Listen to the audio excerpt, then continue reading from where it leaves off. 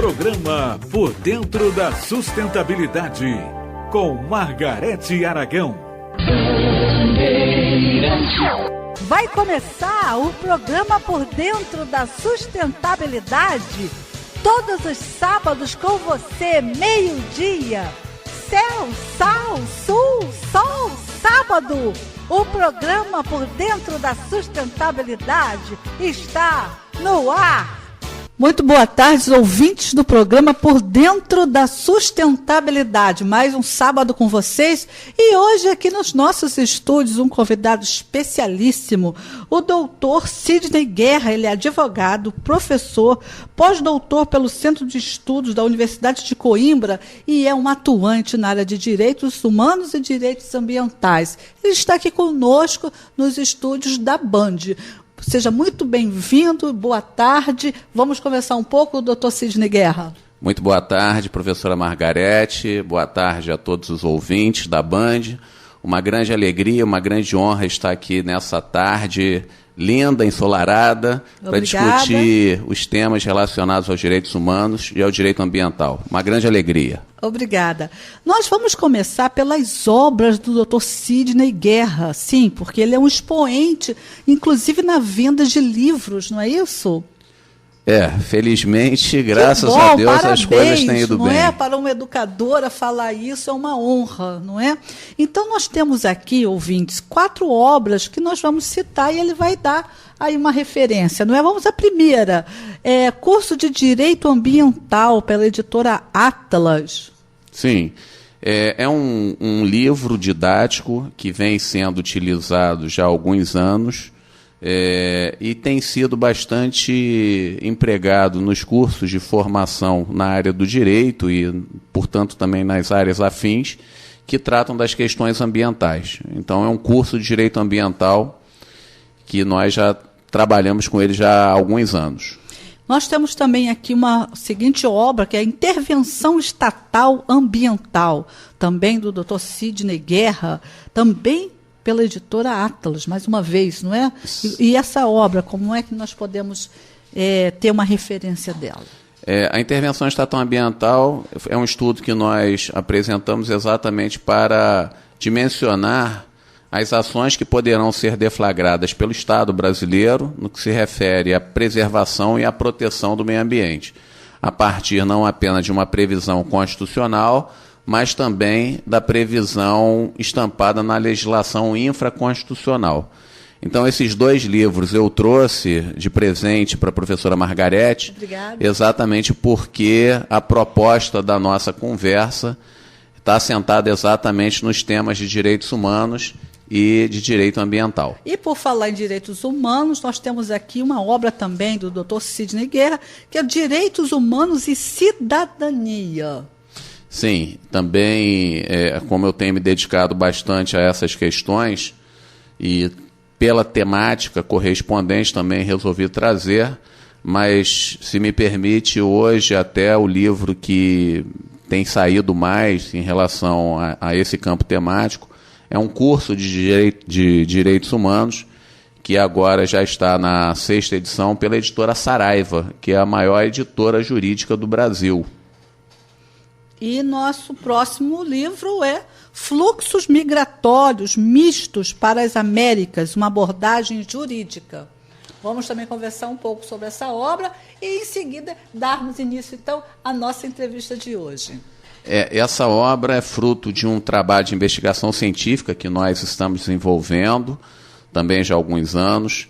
E, ano passado, quando a Universidade de Salamanca completou 800 anos, nós coordenamos um simpósio, apresentamos lá também trabalhos, conferências, e a partir das pessoas que estavam envolvidas nesse grupo de trabalho, nós resolvemos então preparar esse livro, publicado pela editora Instituto Memória, que é lá de Curitiba, no Paraná, e é um assunto que nós temos dado também uma ênfase muito especial no momento. Meus parabéns. Ficamos felizes de verificar a qualidade e a quantidade, não é, da sua produção. Obrigado. Um brasileiro aí defendendo a nossa produção intelectual, nossa produção acadêmica no Brasil e também em outros países. Muito obrigado, professora. Vamos, então, começar a conversar com o doutor Cisney Guerra a respeito, inclusive é a expertise dele, das questões ligadas e relacionadas aos direitos humanos e aos direitos ambientais. O nosso ouvinte já sabe que nós temos uma proposta, não é, positiva para as questões da sustentabilidade, para as questões do meio ambiente, mas nós temos uma leitura também muito objetiva das complexidades, não é, da degradação ambiental que nós estamos passando, inclusive humana, não é, que Sim. vai atingir os aspectos sociais, econômicos, políticos do nosso querido meio ambiente, né? E aí também a importância das vertentes da sustentabilidade. Sim. Dentro dessa proposta de trazer à tona para que o ouvinte também consiga material de análise, ferramenta para ele fazer as suas próprias análises, resultado nas suas produções também, aulas, não é? Nós gostaríamos de que o senhor, por delicadeza, citasse, dentro desse quadro, né, delicado que nós passamos em várias dimensões, algumas referências, umas 2 ou 3, de questões que estão, digamos assim, diminuindo, não é? Desvalorizando atitudes políticas, jurídicas, sociais que nós já tínhamos consolidado. Em outras palavras, o que está acontecendo hoje, politicamente, em termos do direito, em termos sociais, em termos econômicos, que afetam o que nós já temos? Ou seja, nós estamos retrocedendo? A temática ambiente está na ordem do dia no Brasil e no mundo. É uma discussão que não se aplica tão somente nas questões jurídicas, onde nós temos aí um segmento próprio, que é o direito ambiental, mas hoje, exatamente pela importância que o assunto ambiente ele ocupa no cenário internacional e no plano doméstico, as áreas gerais de conhecimento passam também a dedicar um campo temático para a questão ambiental. Então, hoje nós temos sociologia ambiental, gestão ambiental, economia ambiental, sociologia ambiental e também a questão jurídica que se apresenta em matéria ambiental. Por que isso? Porque vivemos um cenário de crise. Nós temos uma crise ambiental instalada. Algumas pessoas até tentam apresentar uma ideia contrária, mas naturalmente que os cientistas já demonstram claramente problemas que se apresentam na temática ambiental e nós podemos aqui recuperar alguns desses problemas, né? A produção de resíduos. Então, nós temos uma produção maciça de resíduos e não sabemos o que fazemos com esses resíduos. Nós temos um problema da quantidade e da qualidade da água. Eu reputo que o maior problema do século XXI em questões ambientais, são muitos, isso é verdade, eu vou enumerar aqui alguns deles, mas o maior problema é da água, pelo valor que a água representa, não apenas para a espécie humana, mas para todas as espécies, para a existência do planeta. O problema do aquecimento do planeta, as mudanças climáticas, desaparecimento de áreas férteis, né? A perda de solos férteis e a desertificação também tem sido um problema, chuvas ácidas, desaparecimento de espécies da fauna e da flora. Então nós temos uma crise instalada, essa que é a verdade. O que precisa ser feito a partir disso? Precisa ter uma mudança de comportamento da própria sociedade. Nós precisamos ter uma percepção clara sobre esses problemas e da relação que nós temos com o ambiente, para que possamos minimizar esses efeitos nocivos que têm sido praticados, principalmente pelas ações antrópicas. Mas, por uma série de razões, certamente nós vamos ter a oportunidade de dialogar um pouco aqui nesse fim de manhã, início de tarde, mas certamente que as questões não podem ser resolvidas apenas numa perspectiva jurídica. Em determinados momentos, as pessoas pensam que o direito ele tem a capacidade plena de resolver o problema da humanidade. simplesmente porque nós temos uma previsão legislativa sobre um tema específico. Mas, obviamente, que por uma série de questões, né, que nós também temos aí a oportunidade de conversar sobre, o direito por si só ele não tem os instrumentos necessários para tal, principalmente quando nós relacionamos as questões voltadas ao meio ambiente. De modo que é necessário que se estabeleça uma participação mais efetiva de todos os atores sociais e, notadamente, o indivíduo. Então, pressupõe uma ação mais propositiva, mais ativa das pessoas no que se refere à preservação e à proteção do ambiente. Então, hoje nós vivemos uma situação de crise.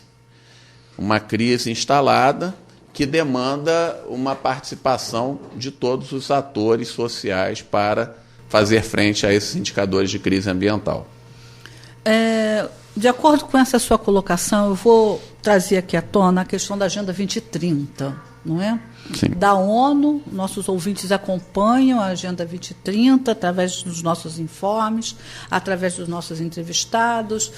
Nós fizemos toda uma didatização, assim que começamos o nosso trabalho aqui na Rádio Bandeirantes, de informes de conteúdo sobre a Agenda 2030, que é um documento da ONU que consta 17 ODS, Objetivo do Desenvolvimento Sustentável, cada um, evidentemente, né, preconizando, estabelecendo aí as suas áreas, e nós temos uma pleia, são 17 objetivos que possuem a finalidade, objetivos que possuem a finalidade única, que é fazer essa recuperação do planeta, né? Eu Sim. poderia dizer do planeta. Sim. Dentro desse aspecto, evidentemente, de acordo com todas as característica do nosso país, terceiro mundo, problema de educação, problemas sérios ambientais e falta das atitudes, né, individuais, como o senhor colocou agora, a questão de políticas públicas.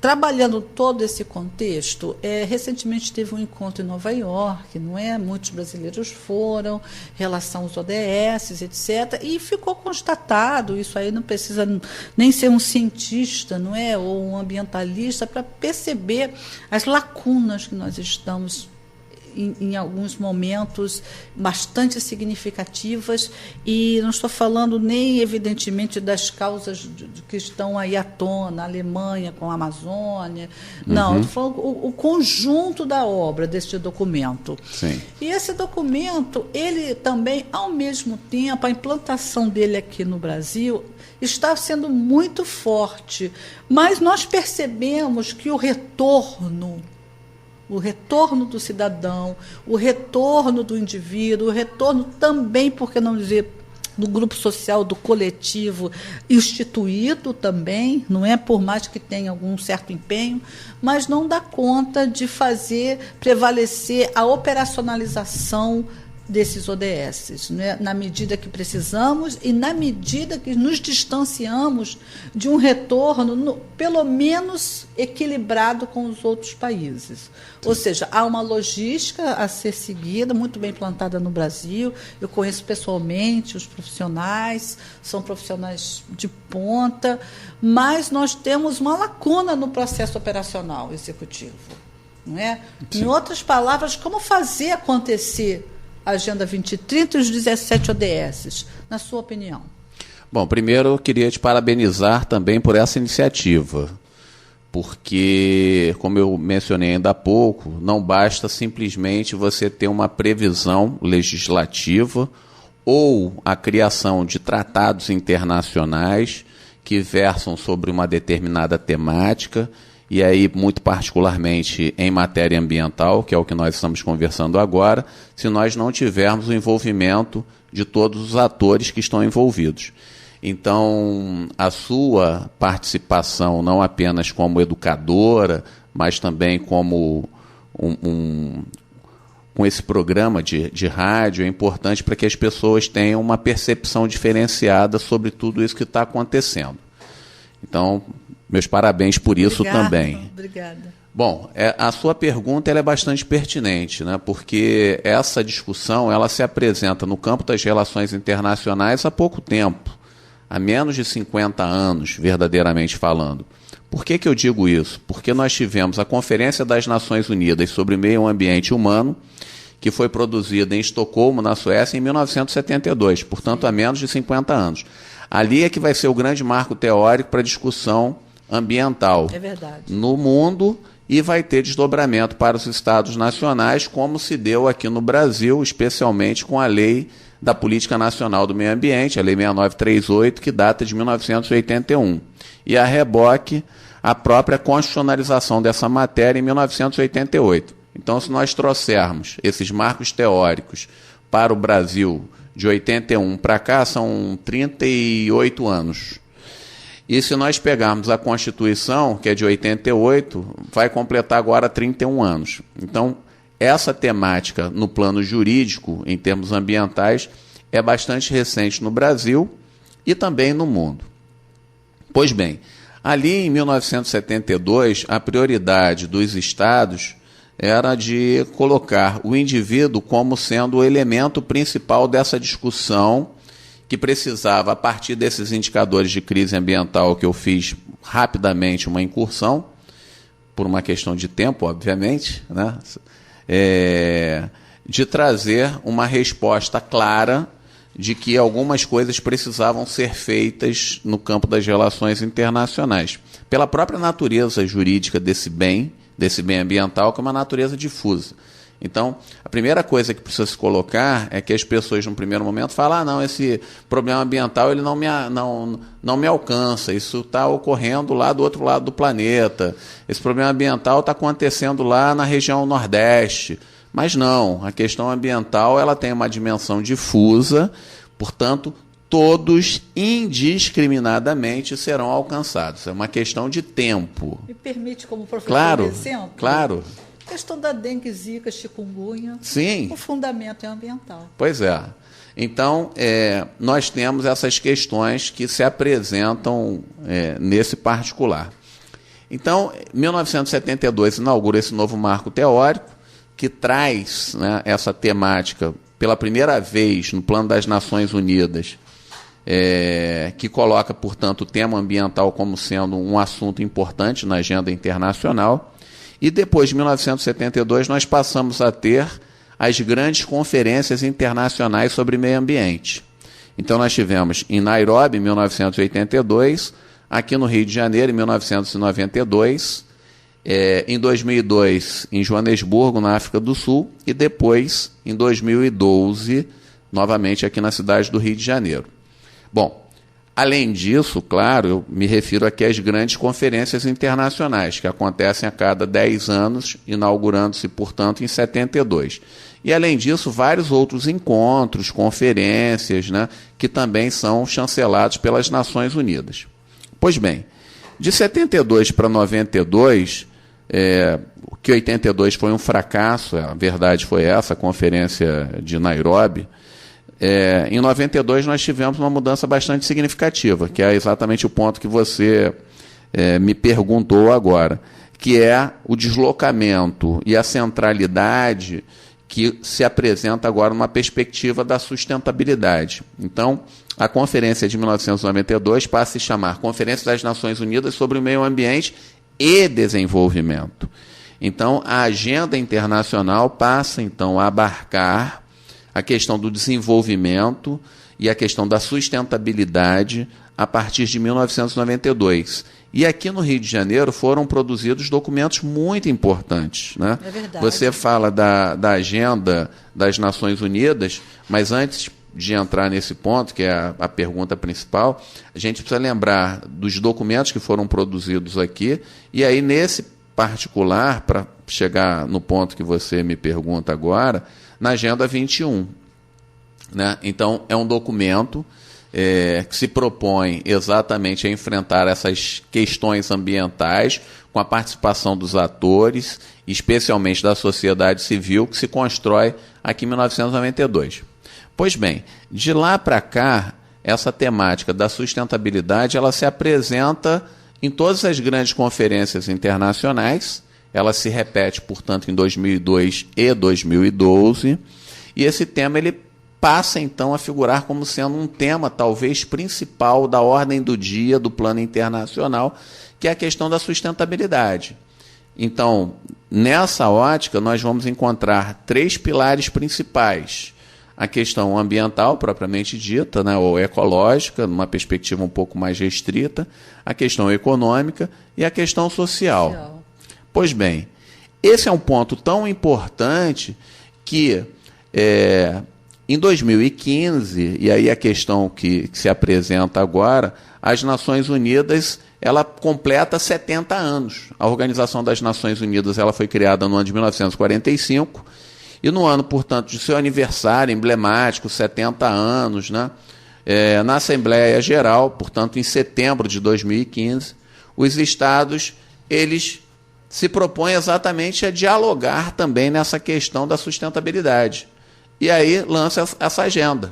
Quer dizer, o que pode ser feito para minimizar os problemas ambientais num futuro muito próximo? E aí retoma-se toda essa discussão da sustentabilidade, onde nós vamos identificar ali princípios e objetivos que precisam ser alcançados, não apenas no campo das relações internacionais, mas no plano doméstico, ou seja, os estados eles precisam fazer o seu dever de casa.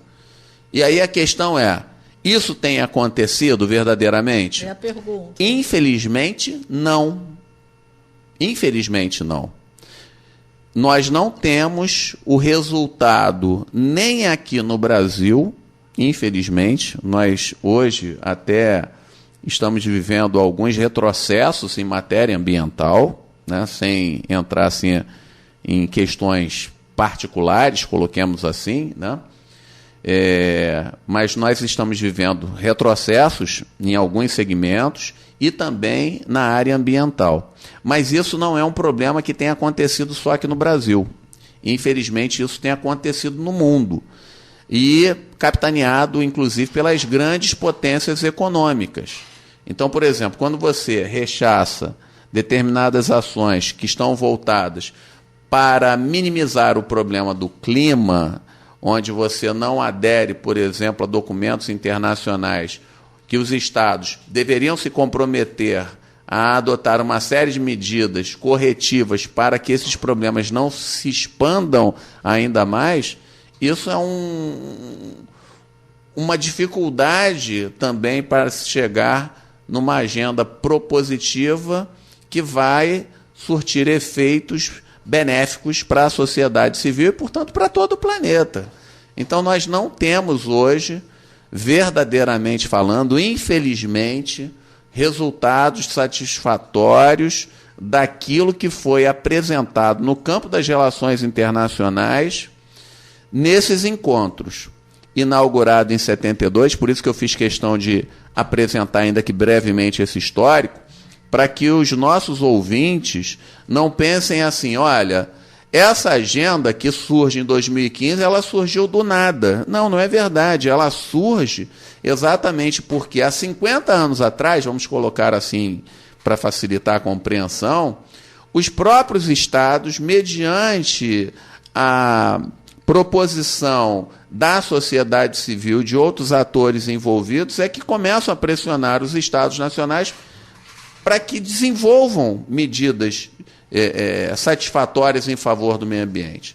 Então, infelizmente, nós hoje ainda padecemos de um resultado que traga de maneira satisfatória efeitos de preservação e de proteção do ambiente, infelizmente. Eu vou aproveitar algumas frases que o senhor colocou e vou fazer a seguinte questão. Nós sabemos, evidentemente, que o Brasil tem essa característica, está numa circunstância muito discrepante, mas não é o único. Sim. Não é? Nós somos terceiro mundo, nós somos um país com uma quantidade de população, de pessoas enorme, características diferenciadas, uma dificuldade política indizível, passando por todos os tipos de crise, e uma crise que afeta a área da educação, que é onde você constrói não é, consciências, constroem valores de hombridade, de sociedade, de família, enfim, de profissões de qualidade, profissionais de destaque. Então, nós também temos uma brecha nesse sentido educativo e cultural, que piora, agrava. Temos menos pessoas com discernimento qualitativo, graduado, pós-graduado, doutores, pós-doutores, com expertise e conhecimento prático executivo, né, para poder chegar a uma característica de reunião, né, desses pensadores e desses executivos da área da sustentabilidade. Visto isso, por um outro prisma, não é, considerando que nós temos aí essa característica de ser terceiro mundo, evidentemente, quando nós nos reportamos às políticas internacionais, nós passamos por algumas etapas, eu digo até de psicologia coletiva, histórica, não é? Uhum. E essas etapas, elas, às vezes, elas podem ser usadas e podem ser interpretadas e reinterpretadas como um responsável, um representante do primeiro mundo, articula com o terceiro mundo. Somente pelas vantagens econômicas? Estou falando mesmo da questão da Noruega, da Alemanha, recentemente, aqui sem entrar em questões partidárias, ou enfim. Uhum. Mas fazendo uma leitura das articulações políticas. Até que ponto o Brasil e até que grau o Brasil precisa ser submisso, por estar com esses envolvimentos de articulação econômica, à política exterior. Ele tem voz, ele tem vez para chegar e falar assim, olha, nós fazemos isso por causa disso, vocês também, por um outro lado, fazem aquilo outro. Né? Eu estou vendo agora o outro lado da questão. Né? Sim, estou entendendo. Nós percebemos a questão de um ponto de vista de discrepância, ou seja, Brasil realmente como questões complexas, mas, por um outro lado, nem todos estão salvaguardados de estarem 100% com a Agenda 2030. E, no entanto, muitas das vezes nós nos sentimos, não gosto de usar essa palavra, mas vou usar, oprimidos, em função de leituras colocadas internacionalmente em relação aos nossos empenhos de sustentabilidade. Claro que perpassa por uma série de questões. Não é? Nós temos problemas gritantes, FUNAI, etc., né? Mas nós estamos aqui de cabeça erguida, não é? Professores, ambientalistas, pesquisadores, e essa independência ideológica faz sentido ou não em relação à sustentabilidade? Ou seja, tem como chegar e falar para a Alemanha, para a Noruega, olha, nós estamos assim, mas vocês também estão dessa outra forma. Ou precisamos estar sempre naquela condição de submissão terceiro-mundista? Bom, eu vou aproveitar a sua pergunta para retomar algumas questões, inclusive, que aconteceram para que se estabelecesse uma mudança desse paradigma também no campo das relações internacionais. Em 1972, nas tratativas que antecederam a Conferência de Estocolmo, havia uma dúvida muito grande sobre a realização desse encontro ou não. Eu explico.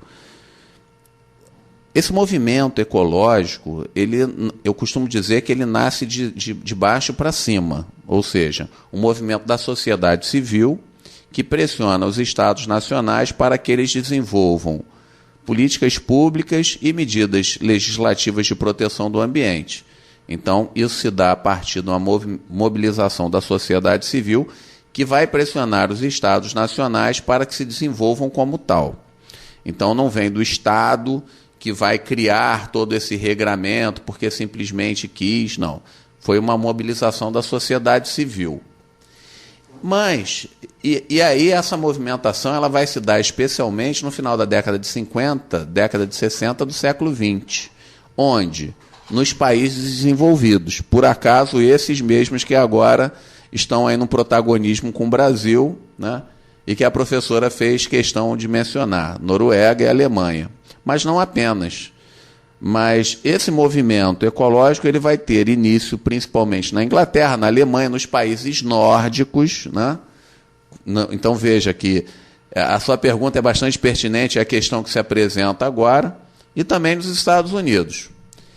Pois bem, naquela altura, o questionamento que se apresentava é mais ou menos... Por que eu retomo? Porque é exatamente a questão que se apresenta agora, né? Então, esses estados começam a desenvolver algumas ações internamente. Só que o grande problema, como eu coloquei ainda há pouco, que pela própria natureza difusa do ambiente, não bastava tão somente que aquelas ações pudessem ser desenvolvidas internamente. Mais ou menos assim, olha, vamos imaginar que, um exemplo, né, que não era o caso, que Portugal adotava medidas de proteção e a Espanha não. Então, quer dizer, está pegado um no outro. A questão ambiental ela é transfronteiriça, cada vez mais, as mudanças climáticas, né, as poluições, quer dizer. Então, elas transcendem as fronteiras dos estados nacionais. Pois bem, esses estados, então, eles começam a pressionar os outros estados para que comecem a mudar também as suas legislações internas. E as tratativas que antecedem Estocolmo passavam exatamente por essa questão, professora, de que os estados desenvolvidos diziam assim para os não desenvolvidos: olha, vocês têm que fazer o dever de casa. Aí os não desenvolvidos, inclusive o Brasil, eu estou falando há mais de 50 anos, né, dizia assim, olha, vocês foram os responsáveis pela Revolução Industrial, vocês que destruíram as florestas, vocês que são os culpados por tudo isso. Então, agora que nós estamos fomentando nosso desenvolvimento econômico, vocês vêm com essa ideia de estabelecer regramentos que vão impedir o nosso crescimento. Essa foi a discussão colocada há mais de 50 anos atrás. E que o Brasil retoma essa discussão que está mais do que ultrapassada. Não tem sentido algum retomar essas questões, né? Então parece que nós voltamos no tempo. Ao invés de nós avançarmos, nós retomamos aquele discurso que se apresentava lá no início da década de 70. A ponto de que havia um discurso naquela altura que dizia assim, olha, o Brasil, olha que idiotice, né? E não podemos repetir essa idiotice hoje.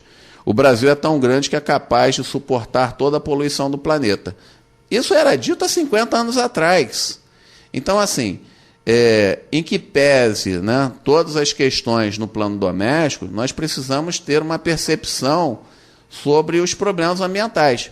Portanto, não pode nem o Brasil, nem qualquer outro Estado nacional, penso eu, ter uma postura retrógrada nessa matéria. Muito pelo contrário. Se nós ficarmos simplesmente rememorando ou revivendo as coisas que foram postas há 50, 100, 200, 500 anos atrás, a gente não vai avançar absolutamente nada. Senão a gente vai ter que retomar questões que foram postas de Portugal aqui no Brasil, né, da Alemanha durante as guerras em relação... Não, isso está sepultado. A gente precisa avançar, a gente precisa ter uma percepção diferenciada de que a necessidade é de hoje e é não apenas para as gerações atuais, mas também para as futuras. Então, se o governo brasileiro, nesse momento, fica retomando aquilo que foi produzido no curso do século XIX, no curso do século XX, que eles foram responsáveis pela degradação, acabaram com as florestas, e por isso a gente também está legitimado, é o fim. É o fim não só do Brasil, mas é o fim do planeta, se todo mundo começar a pensar dessa forma. Então, o que precisa ser feito verdadeiramente?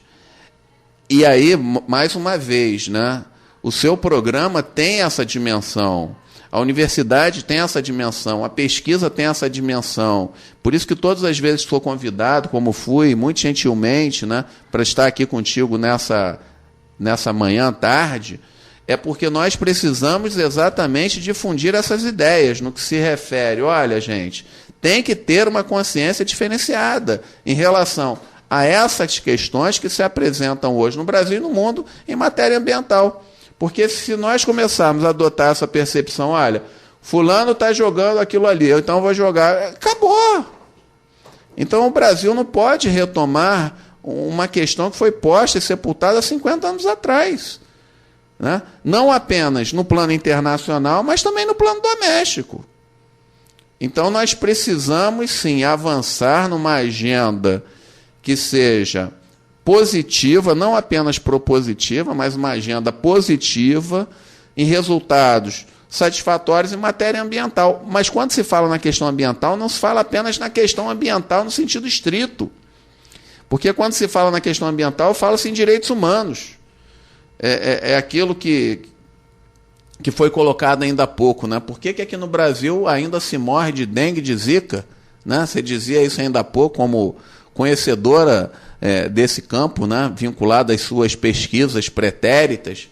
É porque falta, por exemplo, a questão do saneamento, falta a questão da moradia, falta a questão da educação, quer dizer, falta a questão de direitos humanos. Então a gente não pode simplesmente pensar, não, vamos acabar com... Não, de jeito algum. Então o indicativo é por aí, penso eu. Então eu vou ressaltar aí gerações atuais, gerações futuras e educação. Sim. Realmente, o senhor pós-doutor na área, né, percebe que, por exemplo, aqui nosso programa é, na verdade, um veículo, né, para essas questões, para que chegue ao cidadão comum, ao profissional da educação, aos ambientalistas que estão nas suas devidas formações, estudantes de biologia, estudantes de gestão ambiental, para que eles fiquem a par, literalmente, por dentro, né, da sustentabilidade, né, que é muito mais do que uma série de atividades que muitas vezes ficam desconexas, não é? Feitas de uma maneira abrupta e que entram como entretenimento, mas não entram como educação. Estou falando assim, eventuais episódios de alguns tipos de procedimento. Nós temos que alinhavar mais essas questões todas e ter uma prática de educação ambiental coerente, linear que eu digo na sua feitura, não é? Cada um nas suas ideologias pragmáticas, metodologias, né? Eu acho que tem que ter, né, essa liberdade, mas, ao mesmo tempo, a gente não pode deixar de mencionar que nós temos que estar coesos em todas as instâncias, né? Os níveis técnicos, né? As graduações, as pós-graduações, os mestrados, que ainda são muito poucos, né? Nós estamos saindo aí com um curso de pós-graduação numa universidade, referência aqui no Rio de Janeiro, e as especificidades do desdobramento da sustentabilidade, né? Dentro desse 3 pilares, meio ambiente, economia e social. Então, nós estamos nesse empenho, nós temos esse programa hoje, nós temos um programa de educação ambiental infantil, que é amanhã, que é gravado, não é? Que bom. Que é dos animais, atingindo aí as futuras gerações, por isso eu ressaltei as futuras gerações.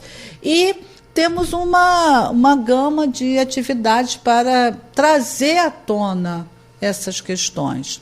Eu falo como educadora, falo como uma pessoa que atua nessa área e sei que quem está me ouvindo consegue perceber a necessidade dessa coesão, não é? A necessidade dessa coesão para a atitude. Então, eu posso puxar aquele vínculo lá de conteúdo, quando nós começamos aqui a nossa entrevista, né, das questões mais complexas, né, perpassando pela Agenda 2030, pelos casos específicos de Noruega, Alemanha, das nossas características internas no Brasil. E isso tudo, é uma pergunta agora, Sim. Isso tudo nós podemos condensar na educação? Sem dúvida. Agora, veja como são as coisas, né? A sua pergunta é muito pertinente, porque... E aí correlacionamos também com a questão jurídica, né? Aqui no Brasil, a Comissão Direito à Educação. Né? Pois é.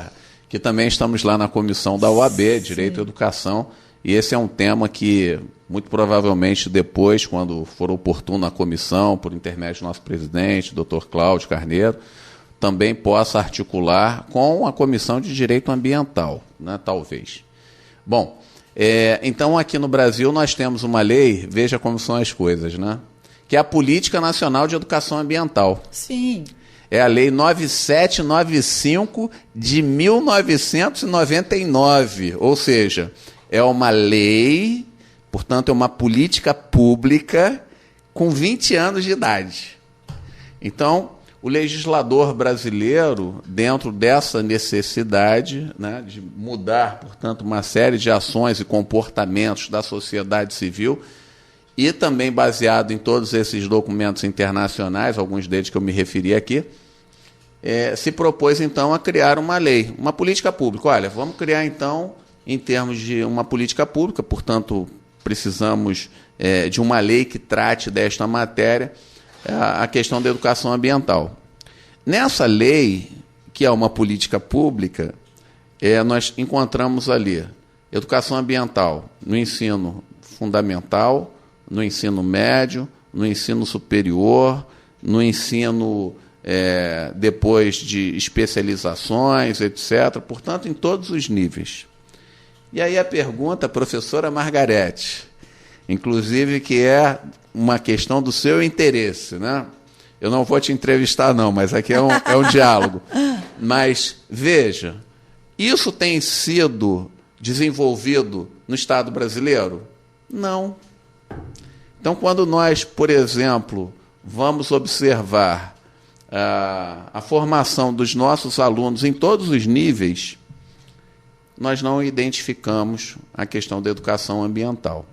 Ah, mas numa escola, em tal lugar, assim, assim, assim, no bairro tal, aqui na cidade do Rio de Janeiro, existe. Sim, é verdade.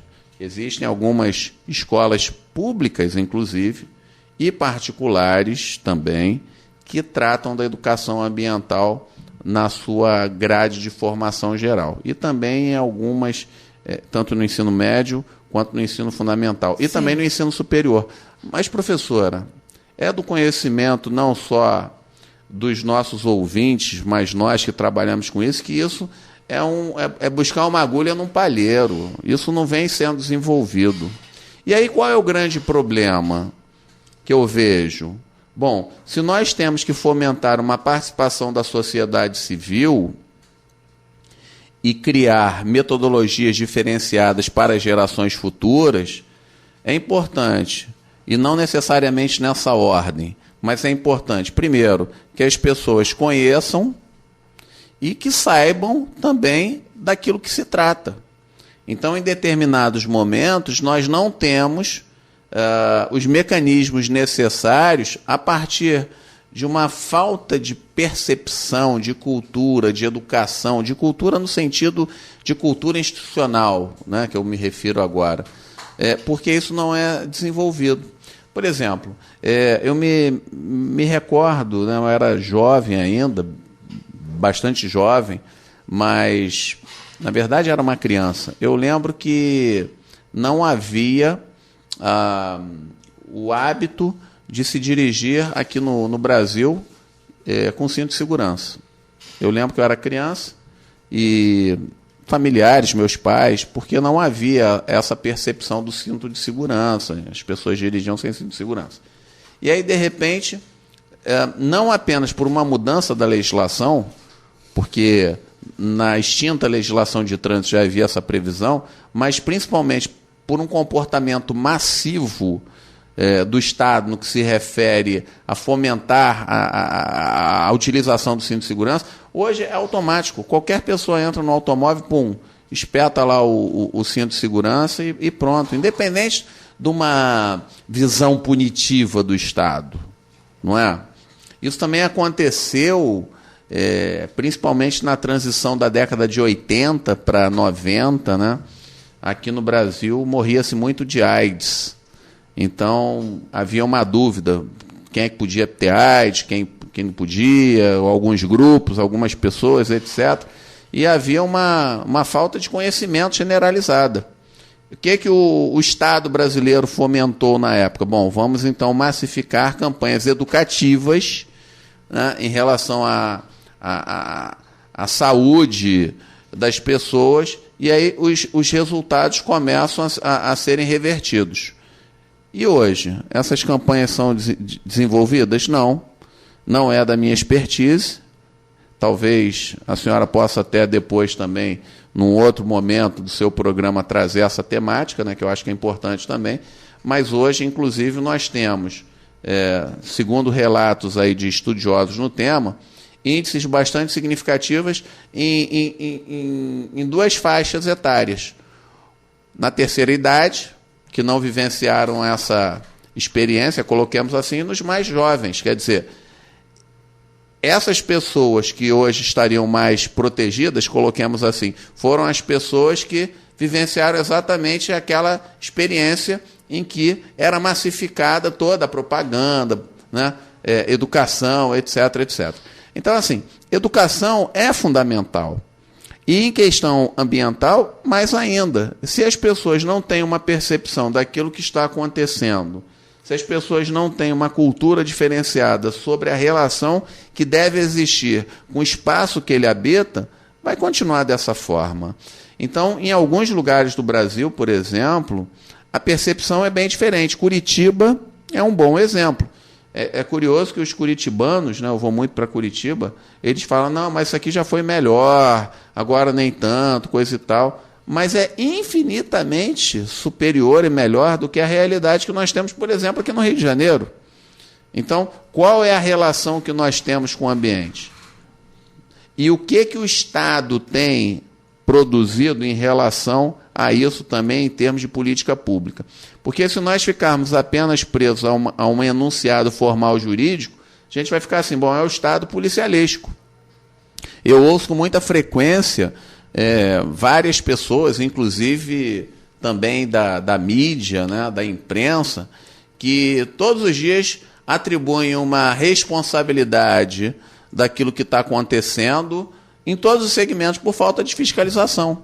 Então, tem algumas pessoas, né, que utilizam esses canais de comunicação que são importantes e poderosos, que todos os dias dizem assim, mas isso é problema de fiscalização, o Estado não fiscaliza, o Estado não fiscaliza. Mas, gente, também não tem como o Estado fiscalizar tudo.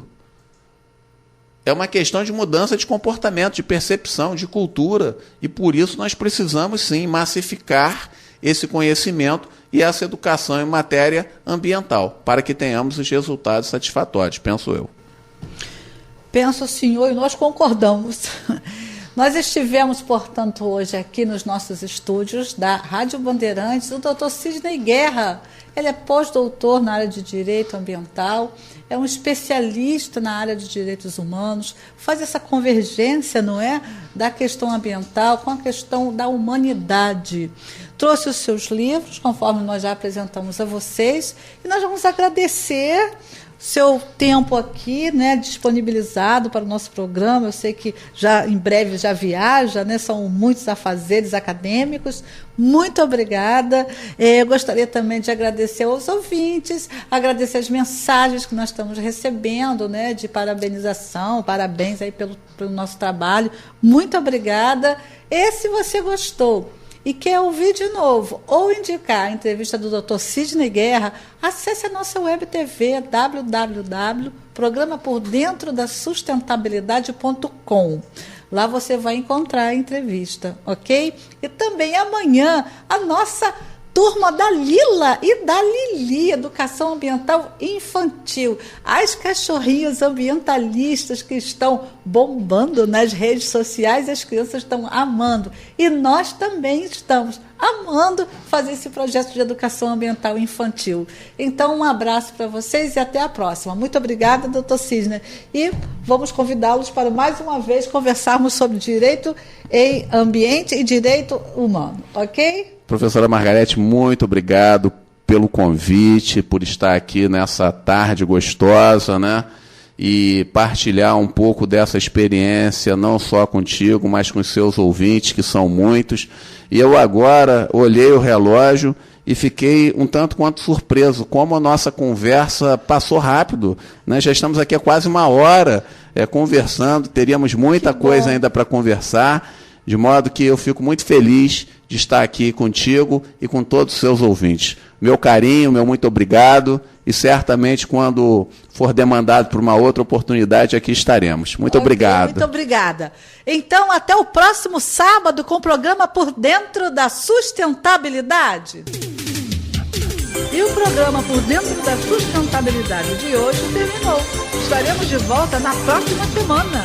Céu, sal, sul, só sábado, ao meio-dia. Eu e você, juntos, na Band.